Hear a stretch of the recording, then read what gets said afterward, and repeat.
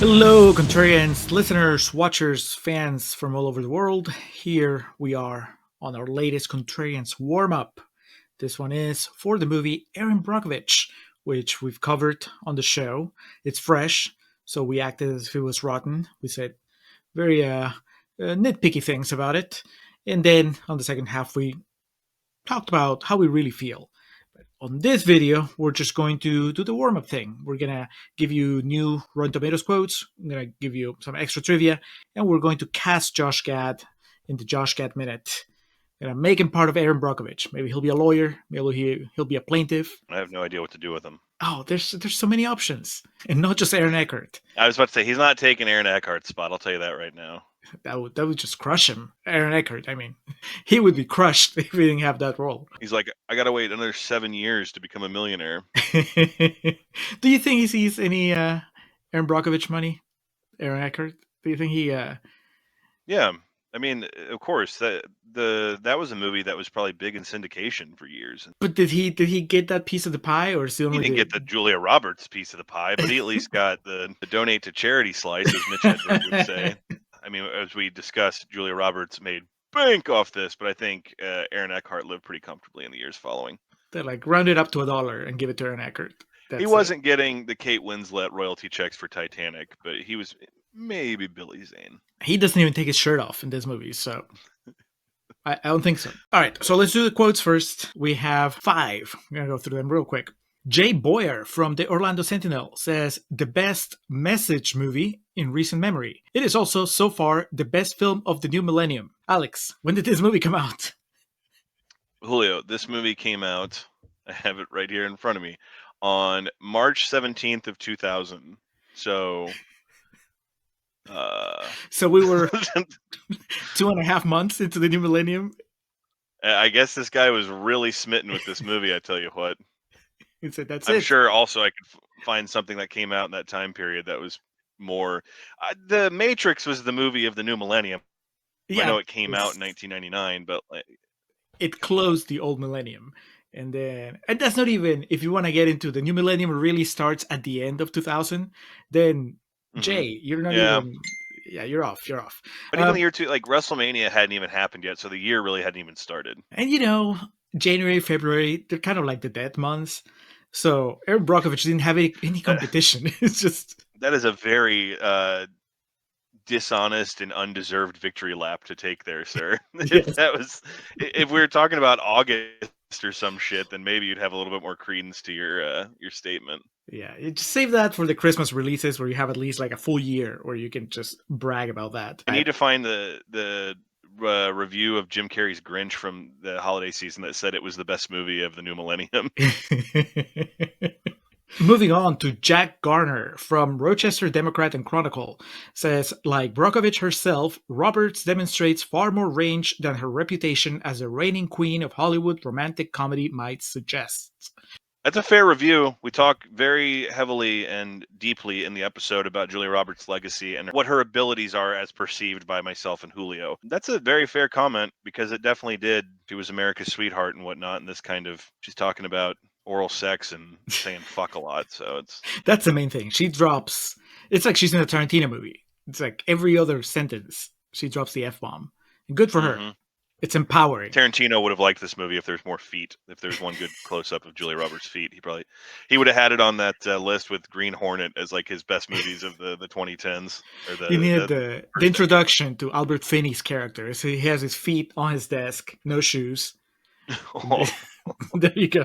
Just like the pan from the feet up, and he's just smoking the cigar or the cigarette. It would be like a cigarette with the French holder, and he's got his coffee there, and it spills a little bit on his tie, and just. Reigning queen of romantic comedies. I guess I've never really thought of Julia Roberts. I mean, it makes sense. She's made plenty of them, and she's really good in them. I always thought of Meg Ryan as the reigning queen of romantic comedies, but I guess Julia Roberts took over at some point, right? Like displaced Meg Ryan. They're not contemporaries. In the cut, 98 or 99, because that would have been the death of the queen of rom-coms. You've Got Mail was what, 2000? Yeah, and I said Drew Barrymore, but even at that point, what would she have done? Wedding Singer? Ever After? This came up in the episode. Do we consider that a rom-com? There's rum, there's calm, and there's There is.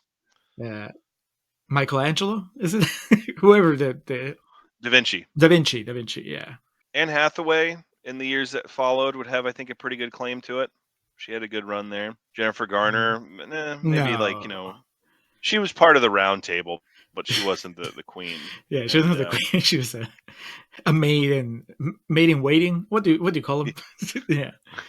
Kate Hudson certainly tried, but they're not all first round picks. I think by then royalty was in the decline. Because who is the queen of romantic comedies right now?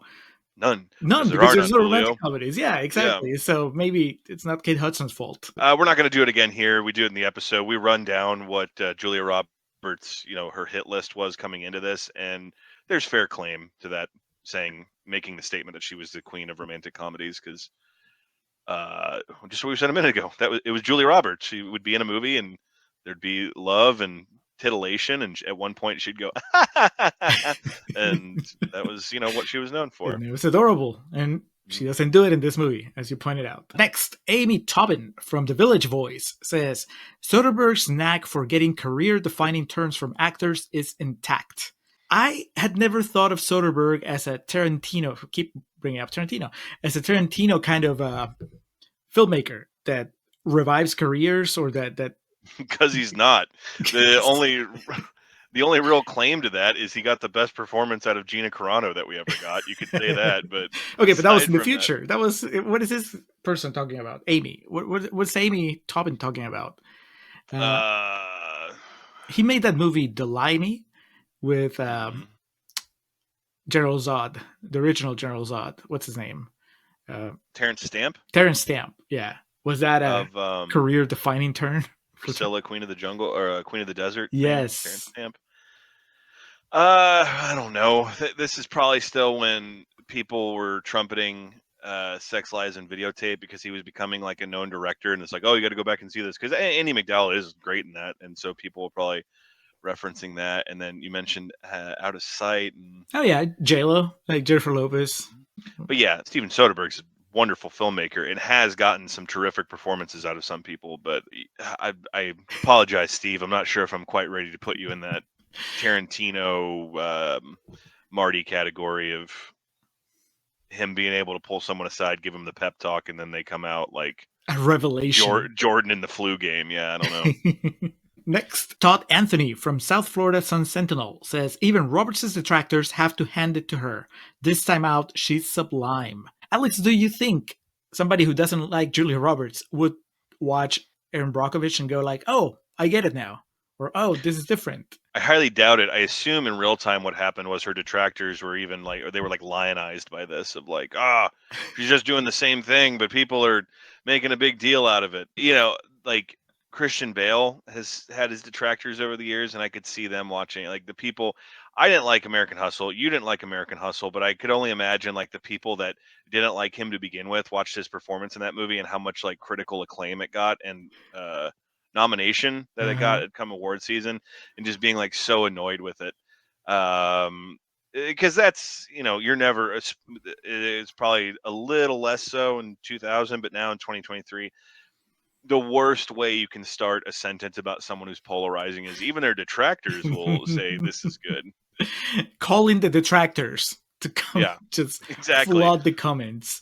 I agree. I don't think that, well, for one, I think that most detractors, maybe this is just a sign of the times and just how jaded we are now, but I was like, I don't think detractors are interested in giving anybody a chance. If you call yourself a detractor, that's it. You made up your mind, and it's going to take more than a good movie and a good performance to change it. You're going to have to maybe fall in love with somebody that likes Erin Brockovich, and maybe then you'll give it a chance. Halloween ends. The people that don't like it, that follow me on Twitter, I'm never going to convince them otherwise, so. Including my co-host of the podcast. That's a good example. It's a great example. All right, we're going to close the quotes with Mac Versadig from the Stage newspaper, who says, it is the compelling story that demands the audience's respect with its early claim of truth. Let's talk a little bit about this, Alex, because it's something that, for the most part, I've grown to dislike, and that is the based on a true story label that precedes some movies. I feel like it gets in the way of me enjoying the story because I'm suddenly second guessing what's really true and what's been Oh yeah, changed for the movie. I feel like now I would just prefer if they don't put it there so I can just experience the story as it is. And then maybe later you can tell me, by the way, this really happened. that's the problem. The first thing that besides the A24 sig, the first thing that pops up in the Iron Claw trailer is based on the incredible true story. And so now Julio, as excited as I mean, I'm gonna fucking go nuts, but as intrigued as you may be, or someone like our buddy Eddie, who knows nothing of Fritz and the boys, Mm-hmm. when you watch that movie in the back of your head, because of that, you're going to be thinking like, Alex is going to tell me what all is wrong with this movie. And also, on the other side of the coin in Hollywood, the based on Moneyball is a great example too of like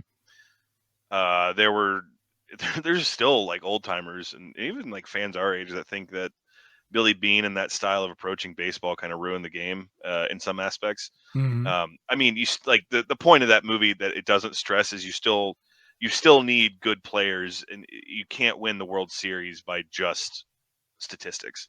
And that movie wouldn't really lead someone who doesn't know anything about baseball to believe that otherwise. And but that's why it's a movie. On the other side of the coin, you can put that on anything. Most famously, Texas Chainsaw Massacre.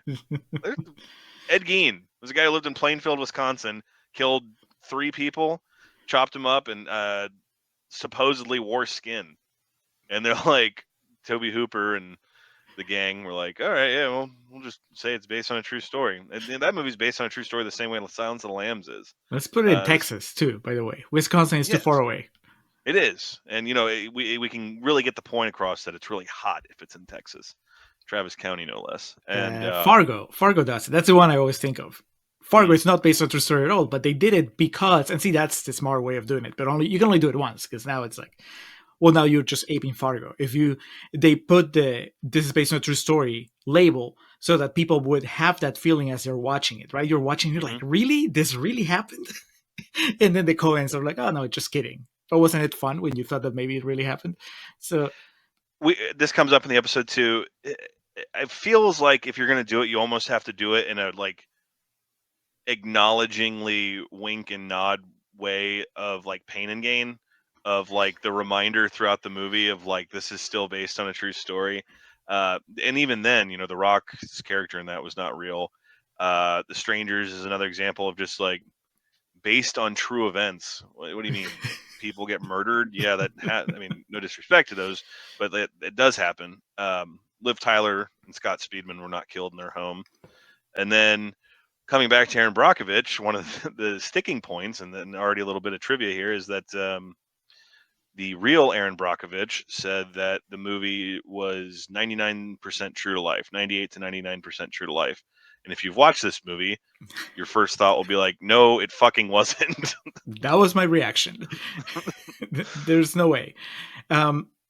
Before we head into the trivia and before we go to Josh Gad Minute, there is, speaking of this true story thing, there is that way of tackling it, I guess, and I think that it's maybe gone overboard now. Where I used to find it amusing. The Big Short's a really good movie that does that. That is basically constantly reminding you that this really happened, but then whenever they change something for the sake of drama, you know, the story structure, it will tell you. And it's like, Yeah. okay, this didn't really happen, but you know, for the sake of the movie, we're making it happen this way. And I found it really amusing in The Big Short. Then he did it again. What's the name of this director? Is that Adam McKay? McKay. Yeah, Adam McKay. He did it again when he did the biopic, the Cheney biopic, Vice, and it was insufferable. It was just like, okay, stop. It was fun like the first couple times, but now it's just you're constantly saying like this happened, but not this way. But let's assume it did.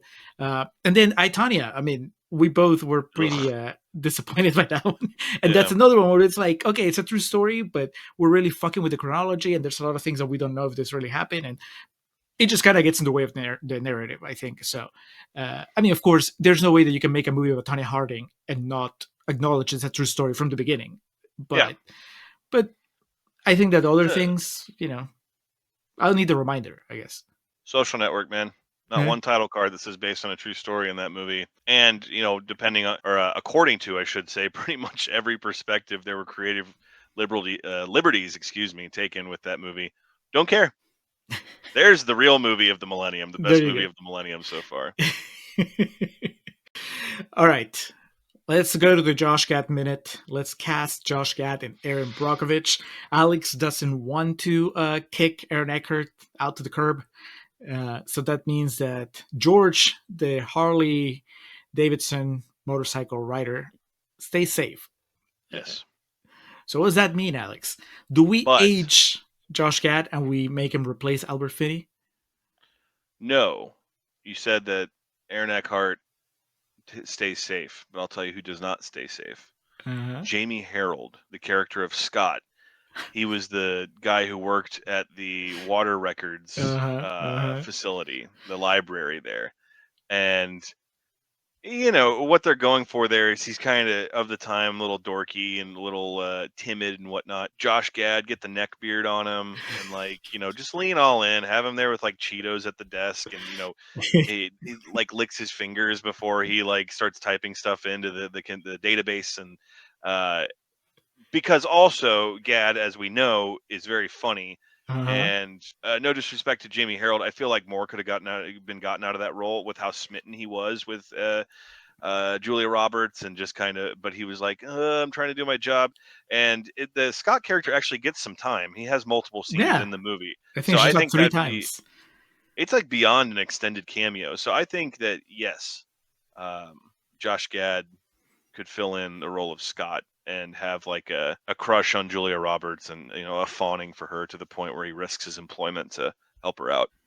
I like it if the Gad decided that he didn't feel like doing a funny character this time around. He's like, it's a drama. Everybody's doing dramatic stuff. Why do I get to be funny? Then I think that we could easily swap him with Peter Coyote. We put Peter Coyote as the Ooh. Scott character, and then Gad takes over as the lawyer that comes in to join Albert Finney at the end. And then, Or if we just want the cameo action, he could replace TJ Thine. He's the guy who shows up with the initial offer from PG&E because he's a really like just. I'm trying to think of I'm trying to like church up what I'm trying to say. He just a real smart ass sniveling like runt, snake in the grass type. And Gad, as we know, can be very good at those like quick one liners. And it's not too often we get asshole Gad much. So maybe that would be the right call.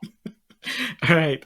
Well, Mr. Gad, we're giving you options. You just let us know. Which one do you like? We can make it work. We'll rearrange the script, whichever way works best for you. But now we can move on to trivia.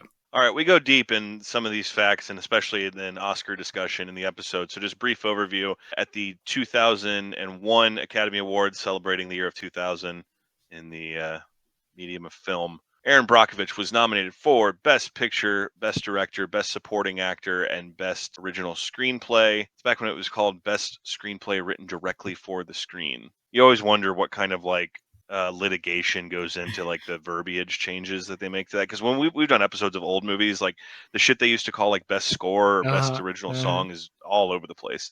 Albert Finney, of course, best supporting actor. Susanna Grant, best screenplay. Steven Soderbergh, in one of his two best director nominations in the same year, he was nominated for Traffic and Erin Brockovich. So of the 5 nominees, he was 2 of them. The other 3 being Ridley Scott, Ang Lee, and Stephen Daldry. Did they use the same picture on the nominees? Like, was it 2 different pictures of Soderbergh? Dude, that would have been awesome. Like when they get the reaction shot, it's 2 different angles of Soderbergh. The best would have been though, like when they do the clips and then they show the director, if they did Traffic and Erin Brockovich back to back, and then like he's like, stop. Stop. Or one of those SNL gags where somehow he really quick changed like his shirt and so he looked different. It'd be great. It lost out Best Picture to Gladiator, of course, alongside Chocolat, Crouching Tiger, Hidden Dragon, and Traffic. So Soderbergh, man, he partied for a week. Fucking Tony Montana amounts of cocaine being digested, infused, ingested. Best Actress, of course, that's the main event here. We go to Julia Roberts, who won, beating out Joan Allen for The Contender, Juliette Binoche for Chocolat, Ellen Burstyn for Requiem for a Dream, and Laura Linney for You Can Count on Me. I need to see The Contender to definitively say that Bjork was better than all of them in Dancer in the Dark, but I'm confident saying it so far. I think I mentioned on the episode I've only seen Requiem for a Dream out of all the other, Mm. so I'm way behind on that one. That's Chocolat's fine. It's always going to be that joke from I Love You Man where Jason Segel, you mean chocolate with Johnny Depp? And then that shot later in the movie he was watching it and just stupid. All right. Well, Julio and listeners of this could be like, I guess, a setup, a tease, throwing you the softball to hit it. We go in very deep in regards to trivia and kind of some of the external and internal forces that pulled this movie together at the time. I will say, like I mentioned, March 17th, 2000 release date, budget of 52 million, box office return of an astounding 256 million. Directed by Steven Soderbergh, written by Susanna Grant, produced by Danny DeVito, Michael Schamberg, and Stacy Shear. Now, Julio, when I rented this on YouTube for viewing, I was finishing my notes as the credits ran. And at the very end of the credits, before the little logo of like this was approved by the Motion Pictures Association of America, it said this film was re-recorded in a Swelltone theater. And it had like this big logo of Swelltone. And I was like, what is, and you know how I am. Spent the next hour at my computer just trying to figure out what the hell that meant. just down the rabbit hole. Yeah. And I was able to come to some answers of pretty interesting insight here. It took me eventually to a forum, filmtech.com, Cinema Systems. And this is a forum. I don't know if it's still active. The website looks pretty outdated, and this post that I found was from 2003. To But GeoCities? not quite. But this was a forum for people that did like technical work on film, on movies and literal film, because I was reading like it has the post, the poster information, and then it'll be like this one here, John Spooner, expert film handler, and it has a picture of him like at a projector, and he's from South Australia. So he posted, "Dear colleagues, recently we screened a film and I noted the words recorded in a Swelltone theater during the closing credits. Could you advise me what constitutes a Swelltone setup? Also, is Swelltone similar to THX?" Read through the responses, and a lot of people had different answers. One of the first responses was this a Steven Soderbergh film? Swelltone Labs are located in New Orleans, and it's a mixing theater like THX. And through digging a little deeper into the rabbit hole, I came across a gentleman named Larry Blake who worked on sound and did mixing specifically for Ocean's 11, Traffic, Erin Brockovich. So he had a relationship with Steven Soderbergh. But the Swelltones thing can be found in some other movies from time to time. I didn't find like a list of all of them, Mm-hmm. but what exactly that meant, I was trying to figure out. And Steve Gudag posted on April 16th of 2003. Swelltone is Larry Blake's creation. The first theater we certified as Swelltone approved was the AFI theater located at the Kennedy Center. The guy notes, I placed the sticker on the rack myself. You will see the Swelltone name on films and videos that Larry Blake has mixed audio on. Larry is actually a good guy that really does care about the quality of his work. People that have their films Swelltone certified have their license fee sent to charity. So this Swelltone Films thing was a way, basically a creation of Larry Blake, that he would take the licensing fee. And I looked a little bit more, and it sounded like it would have to be agreed upon that this is where the licensing fee is going to go for the audio mixing, but it would go to AIDS related charities with like the entirety of the mixing fee. So it's like a Michelin star, but for audio mixing. But yeah, but even then, it's like it means something different than just like if it just said Larry Blake did the audio mixing on it. It means the money that was used to go to charity on this. So I haven't listened to it yet, but I came across.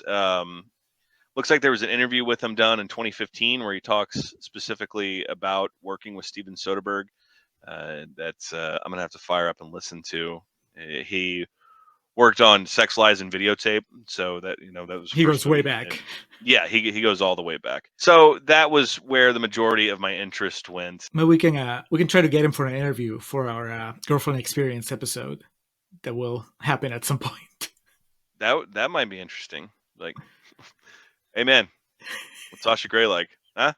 But he also did Solaris, Before Sunset, some other films, so it wasn't just exclusive to Soderbergh, documentaries, things of that nature. So I did read, into all of the character work and the real life aspects of it, what the production was like. But of course, with my just fucking squirrel brain, I saw that at the end and I was like, okay, I have to know what that means immediately. And that's where a lot of my research ended up going. So for those of you who prior to this weren't familiar or overly familiar with the works of Larry Blake and maybe had ever seen the phrase recorded in a swell-tone theater and had no idea what the hell that meant, well, we have solved the mystery. So you can thank the Contrarians for that one.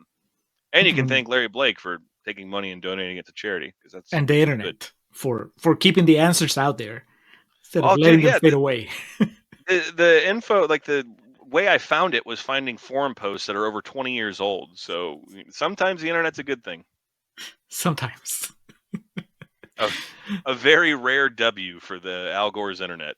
Yeah, I mean, you can find those message boards. You can find this video 20 years from now. Somebody's going to find this video, directing them to those message boards. So we're part of the chain now. And when proud of it. Julia Roberts is president or some shit, I guess. Yes. Somebody's trying to dig dirt on her. And they somehow come across this. Come across our episode. It's like us talking shit for an hour about Erin Brockovich. There you go. We're part of history. That's right. All right. Well, that's it. That's the warm up for Erin Brockovich. Like I said, there is a full episode, full hour of Contrarians Corner, full hour of real talk. We just squeeze all the juice out of Erin Brockovich as a movie. Coming up next, we're taking a break from our live stream debt, and we're going to another patron pick. And we're going back to the world of superheroes. We're going back to the world of Rock versus Cena. This time it's a John Cena movie, and it's a superhero movie. So you know what we're talking about. It's going to be The Suicide Squad, a movie that I've seen, a movie that Alex hasn't seen, and it's fresh. So we're going to be saying really mean things about it. You excited, Alex? Sure. I ask you this on the episode, and I've already forgotten. This is the one that like Will Smith is in, or it's not? No, it's not. It's not. Okay. This is the one that followed. They couldn't get Will Smith, so Margot Robbie's in it, though. Margot Robbie is in both of them, okay. Yeah. I love the rain. It's like angels are splooching all over us. No Jared Leto. I'll live. But there's a delightful cast that you will enjoy. That's all I'll say. 3, 2. What are you guys doing?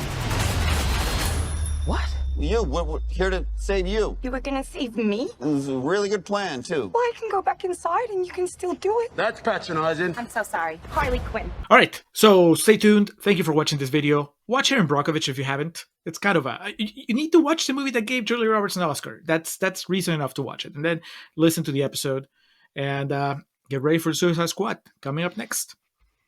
Thank you.